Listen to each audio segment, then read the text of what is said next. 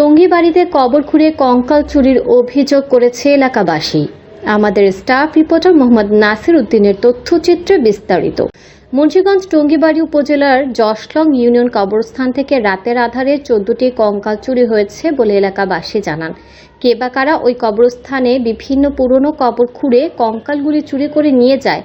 গতকাল মঙ্গলবার দিবাগত রাতের আধারে কঙ্কালগুলি চুরি হয়। বুধবার সকালে প্রথম মৃত ব্যক্তির লাশ কবর দিতে এসে এলাকাবাসী বিষয়টি জানতে পারেন। এলাকাবাসী বলেন, ওই ঘটনা আর কখনো হয়নি, এই প্রথম। এলাকার শত শত মানুষ কবরস্থানে উপস্থিত হয়ে জড়িত ব্যক্তিদের যারা এই কঙ্কাল চুরি করে নিয়েছে তাদেরকে দ্রুত গ্রেপ্তারের দাবি জানান।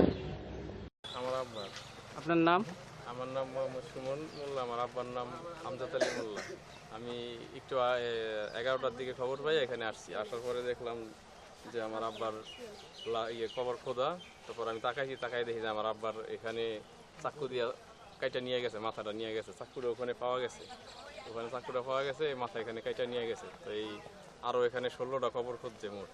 তাহলে যারা নিয়ে এই কাজগুলো করছে আমরা প্রশাসনের কাছে দৃষ্টি আকর্ষণ করবো। তাদের আইনের আওতায় যেভাবে হোক আইনা তাদের সর্বোচ্চ সাজা দাবি করি। আমি মোহাম্মদ আক্তার হোসেন শেখ, পিতা আলিমুদ্দিন শেখ, গ্রামপুর জশলং, থানা টঙ্গীবাড়ি, জেলা মুন্সিগঞ্জ। জশলং কবরস্থানের বর্তমান সেক্রেটারি।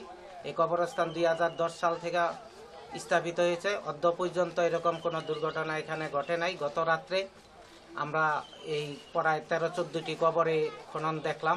আজকে আমাদের এলাকায় একজন লোক মারা গেছে, তারে কবর করতে ভিডি মালদা, তারে কবর করতে আইসাই এই জিনিসগুলি আমাদের চোখে ধরা পড়ে। এরপরে লোকজন আস্তে আস্তে আসতে থাকে। এর মধ্যে দেখলাম বিভিন্ন এলাকার লোকজন আসছে। এখন কিছু কবরের লাশ পাওয়া গেছে, কিছু কবরের আবার লাশ পাওয়া যায় নাই বা মাথা পাওয়া যায় নাই। আনুমানিক ভাবে দেখা যাইতেছে লাশ আছে, কিন্তু মাথা দেখা যাইতেছে না। চুকিতে আমরা দেখলাম ইতিপূর্বে আমাদের এই কবরস্থানে এরকম কোনো দুর্ঘটনা আগে পরে ঘটে নাই। এই কালকে গত রাত্রে এই প্রথম এই দুর্ঘটনা আমরা দেখতে পাইলাম, কিন্তু আমরা কারো শনাক্ত করতে পারি নাই। কে বা কাহারা করছে রাতের অন্ধকারে, আল্লাহ ভালো জানে, আমরা কারো দেখি নাই।